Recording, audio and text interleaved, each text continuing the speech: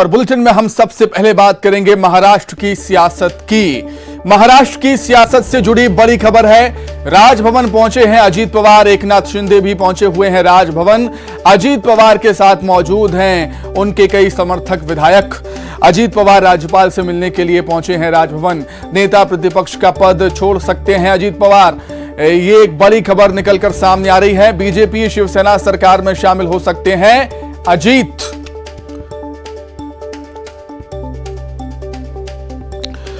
तो अधिक जानकारी के लिए हम बातचीत करेंगे। मुंबई एडिटर अमित राय हमारे साथ जुड़ गए हैं। अमित, जो राजनीतिक घटनाक्रम इस समय महाराष्ट्र की सियासत में हमें देखने को मिल रहा है, किस तरफ इशारा करता है वो? देखिए, ये जो घटनाक्रम है वो एमवीए के फेवर में तो नहीं है, ये बीजेपी के पक्ष में जाता हुआ दिखाई दे रहा है। अजीत पवार पहुंच चुके हैं, दरबार हॉल की फोटो भी और वीडियो सामने आ गए हैं। सभी मंत्रीगण वहां मौजूद है, एनसीपी के समर्थक मौजूद है, बीजेपी समर्थक मौजूद है, एकनाथ शिंदे गुट के भी समर्थक मौजूद हैं। जो कयास लगाए जा रहे हैं कि अजीत पवार अपने 9 विधायकों के साथ जो है वो बीजेपी के साथ मिलकर सरकार बना सकते हैं, लेकिन ये अभी कयास है। इसकी पुख्ता जानकारी जो है थोड़े ही देर में जो है क्लियर हो पाएगी। लेकिन दरबार हॉल जहां पे शपथ विधि कार्यक्रम होता है उसके फोटो वीडियो भी सामने आ गए। सभी लोग इकट्ठा हैं वहां पर, तीनों ही पार्टियों के, यानी कहीं ना कहीं एक बार फिर से जो है शिवसेना और एनसीपी को जो है शिंदे गुट ने जो है बहुत बड़ा जो है एक तरह से चकमा दे दिया है। आपको याद होगा कि जब अजीत पवार और देवेंद्र फडणवीस ने सुबह की शपथ ली थी और 3 दिन में उनकी सरकार गिर गई थी, तो ये कहा गया था कि देवेंद्र फडणवीस जो है कुछ कर नहीं पाए। लेकिन जिस तरह से राजकीय भूकंप आज देखने को मिल रहा है कि शिवसेना के बाद अगर ये सरकार बनती है तो एनसीपी में बहुत बड़ी फूट पड़ेगी। तो इस समय की जो सबसे बड़ी खबर है कि शायद सरकार में सहभागी हो सकते हैं अजीत पवार, मंत्री पद की शपथ ले सकते हैं। जो हमारे पास जानकारी का सामने आ रही है कि 2 उप मुख्यमंत्री हो सकते हैं इस सरकार में, एक फडणवीस है, दूसरे जो है अजीत पवार भी जो है उप मुख्यमंत्री हो सकते हैं। उनके साथ जो है उनके सहयोगी कम से कम 4 से 5 लोग जो है वो मंत्री पद की शपथ ले सकते हैं और शिंदे गुट के भी 4 से 5 लोग मंत्री पद की शपथ ले सकते हैं। ये अभी की सबसे बड़ी खबर, लेकिन इस पर पुख्ता तौर पे जानकारी जो है कुछ ही देर में क्लियर हो पाएगी। बिल्कुल अमित, अजीत पवार की नाराजगी की वजह की पीछे सबसे बड़ी वजह क्या देख रहे हैं आप वहां पर? देखिए, अजीत पवार शुरू से ही एनसीपी पार्टी पे अपनी कमान चाहते थे।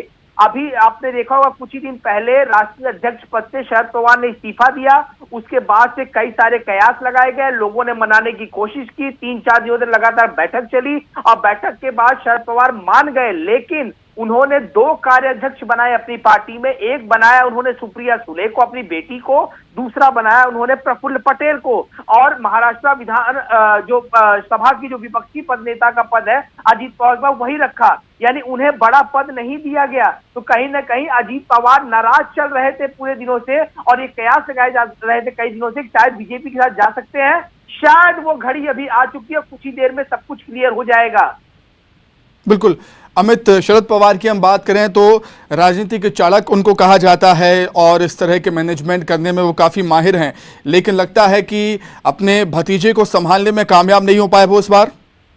देखिए, उन्होंने कहा था कुछ दिन पहले कि अब भाकरी फिराने का समय आ चुका है, रोटी फिराने का समय आ चुका है, और रोटी फिराने के बयान के बाद ही जो है उन्होंने इस्तीफे की पेशकश की। 3-4 दिनों तक जो है महासंग्राम चला, फिर जो शरद पवार ने जो है अपना इस्तीफा वापस ले लिया, उन्होंने 2 कार्याध्यक्ष पद बनाए और अभी जो 3 दिन पहले बैठक हुई थी एनसीपी की, उसमें ये कहा गया था अजीत पवार द्वारा कि वो जो विरोधी पक्ष नेता के पद से मुक्त होना चाहते हैं, उन्हें संगठन में बड़ा पद चाहिए। उसी को देखते हुए आज अजीत पवार ने अपने विधायकों की बैठक बुलाई। सुप्रिया सुले 3 बार आई बैठक में और 3 बार वो गई सिल्वर ओक शरद पवार को रिपोर्ट करने के लिए, और कुछ ही देर बाद खबर ये आई कि इस समय पहुंच चुके हैं राजभवन। 29 विधायकों का समर्थन का पत्र जो हमारे सूत्र बता रहे हैं एनसीपी का अजीत पवार के पास है। और अभी जो दरबार हॉल की तस्वीरें सामने आ गई, निश्चित रूप से मैं कह सकता हूं कि शपथ विधि आज होगी, क्योंकि तीनों ही पक्षों के जो विधायक हैं, मंत्रीगण हैं, वो दरबार हॉल जो राजभवन का होता है वहां पे पहुंच चुके हैं। और जिस तरह से शपथ विधि कार्यक्रम होता है, जो पिछले कई कार्यक्रम देखे गए हैं, उसी तरह का कार्यक्रम देखने मिल रहा है तस्वीरों में। तो ये अंदाजा लगाया जा सकता है कि शपथ विधि होगी और एनसीपी का एक धड़ जो है वो बीजेपी के साथ मिलकर सरकार बनाएगा। ठीक है अमित, बहुत धन्यवाद अमित आपका जुड़ने के लिए। और तमाम जानकारी के लिए आपका बहुत शुक्रिया। इसी पर और अधिक चर्चा करेंगे और हमारे साथ बीजेपी से रजनीश अग्रवाल जी हमारे साथ जुड़े हुए हैं। रजनीश जी, बहुत स्वागत करता हूं न्यूज़ 18 मध्य प्रदेश छत्तीसगढ़ में। महाराष्ट्र के घटनाक्रम पर आपका पहला रिएक्शन। रजनीश जी, देखिए, इन दिनों आप अपने चैनल से लेकर तमाम प्रकार के मीडिया में कुछ फोटोज बीच बीच में देखते होंगे जब विपक्ष के नेता अपने दोनों हाथ उठाकर दोनों ओर अलग अलग तौर पर फोटो सेशन करवाते हैं जी। वो विपक्ष जो अब प्रधानमंत्री नरेंद्र मोदी जी और भाजपा सरकार के विरोध में खड़ा होने का प्रयास करता है, उसको उनके पैर के नीचे जमीन ही नहीं है, लेकिन उनको यकीन ही नहीं है। बिल्कुल वही चित्र सामने दिखाई पड़ता है। शरद पवार, जिसे विपक्ष का चाणक्य बताते हैं, वही शरद पवार की पार्टी में सामने उनके ही भतीजे के द्वारा जो फूट दिखाई पड़ रही है वो सबके सामने है। आप स्वयं खबर दिखा रहे हैं जी। दरअसल जनता से कटे हुए ये लोग, आपस में बटे हुए ये लोग, इनकी सच्चाई जनता बखूबी पहचान रही है, जान रही है। जगह जगह मुद्दा है, ना विचारधारा है, केवल लूट खसूट के लिए ग्रोह बनाना है। इसलिए उनके तमाम प्रकार के जो षड्यंत्र हैं वो कामयाब नहीं हो रहे हैं। उनके ही नेता जो जमीन से जुड़े हुए हैं, जो जमीन की सच्चाई पहचानते हैं, वो छोड़ते जा रहे हैं। आपने देखा होगा बीच में जतन राम मांझी ने बिहार में इनको छोड़ा था। विपक्ष का गठबंधन, महागठबंधन, ठगबंधन जो है लोगों को ठगने के लिए, ऐसे धीरे धीरे करके आप देखेंगे कि अलग अलग राज्यों में अलग अलग जो जनाधार से जुड़े हुए नेता हैं, विधायक हैं, सांसद हैं, वो इन नेताओं को छोड़ रहे हैं, क्योंकि ये भ्रष्टाचार पर जिन पर गंभीर आरोप हैं, ये अपने बचने बचाने के लिए जिस प्रकार का ठगबंधन करने का प्रयास कर रहे हैं, उनके लिए एक करारा तमाचा है। जिनको चाणक्य कहा करते थे, वो चाणक्य कहाँ हैं? क्या हुआ? जो खुद की पार्टी नहीं संभाल पाए, वो दूसरों के साथ में गठबंधन की बात कर रहे हैं। तो ये सच्चाई सबके सामने समझ में आ जानी चाहिए। ये राहुल गांधी के चक्कर में या कांग्रेस के चक्कर में अपना दल का जनाधार भी खोते जा रहे हैं। बिल्कुल, निश्चित तौर पर रजनीश जी। और 2024 के लोकसभा चुनाव से पहले कहीं ना कहीं बीजेपी इसे अपनी एक बड़ी मनोवैज्ञानिक जीत मानेगी। ये तो जनता के सामने सच्चाई है। बीजेपी कोई युद्ध थोड़ी लड़ रही, बीजेपी तो जनता की सेवा कर रही है। हमने तो सेवा, सुशासन और गरीब कल्याण को लेकर अपना शासन चलाया हुआ है, सरकारें चलाई हुई हैं, डबल इंजन की सरकारें चलाई हुई हैं, वो लगातार काम कर रही हैं। अगर हमारे पीछे जनाधार नहीं खड़ा होता तो क्या विपक्ष ऐसे भरभरा कर गिर रहा होता? क्या विपक्ष के में फूट इस प्रकार की दिखाई पड़ रही होती?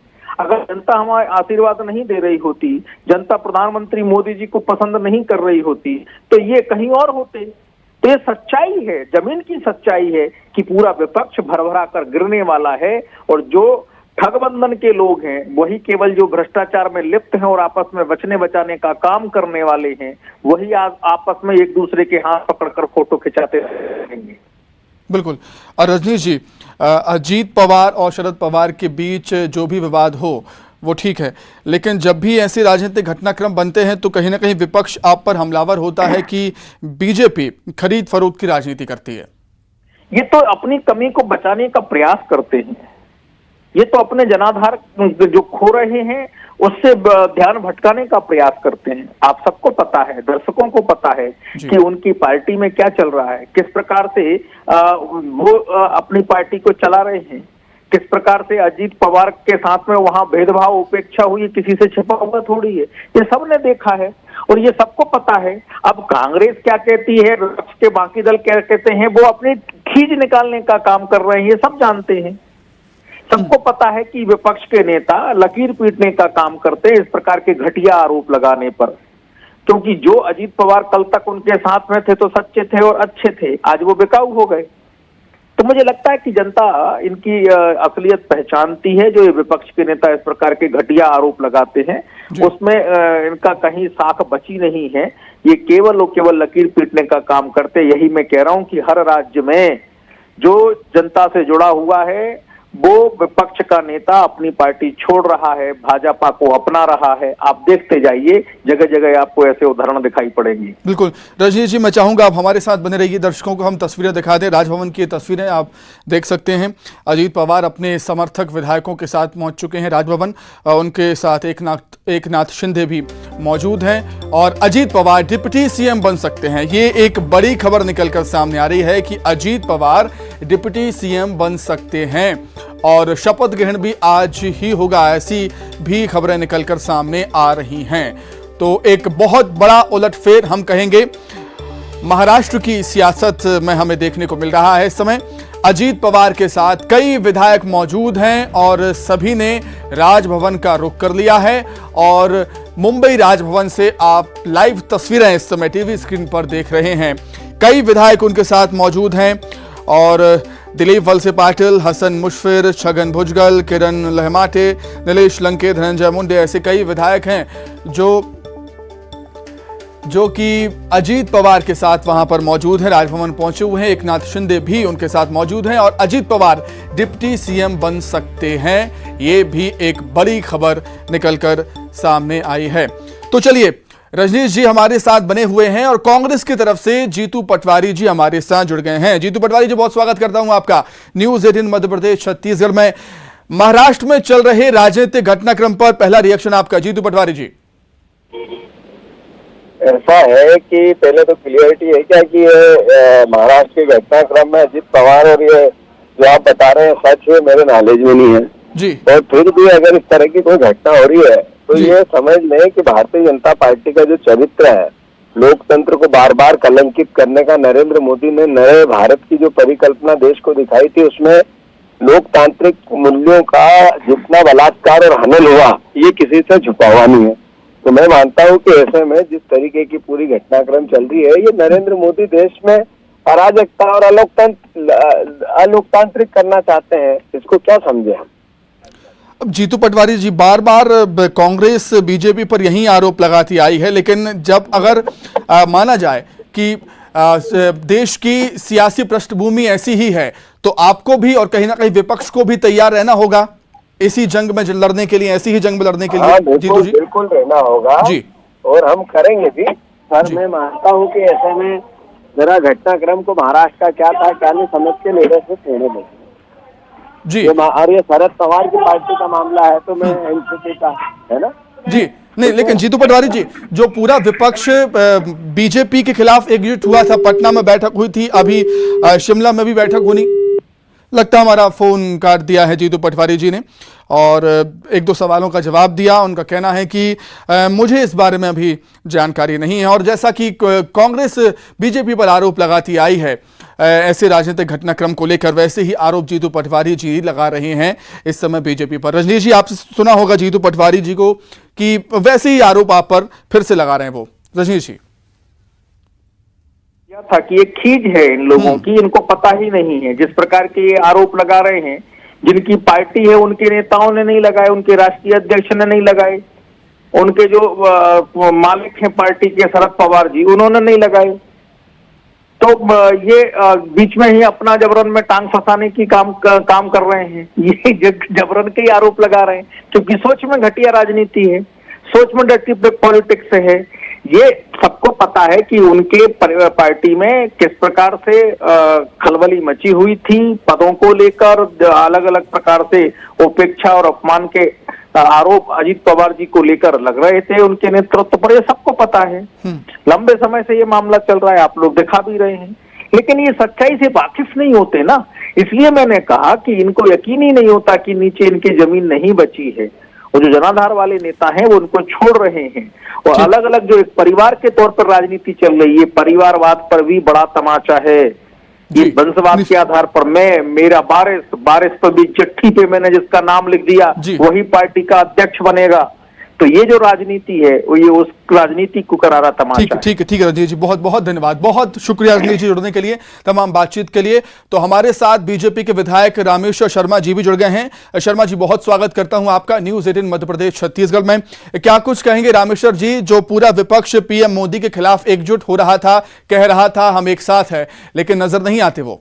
शर्मा जी, देखिए, कुछ नहीं, जो विपक्ष है हिंदुस्तान की मान मर्यादा का सम्मान नहीं कर पा रहा है, जो विधायक है जो अपनी ही लोकसभा के प्रति समर्पित भावना नहीं व्यक्त कर पा रहा है, हिंदुस्तान के स्वाभिमान को वो अपना स्वाभिमान नहीं मान पा रहा है, ऐसा विपक्ष मोदी जी के खिलाफ एक बार 100 बार भी इकट्ठा हो जाए तो कर क्या लेगा?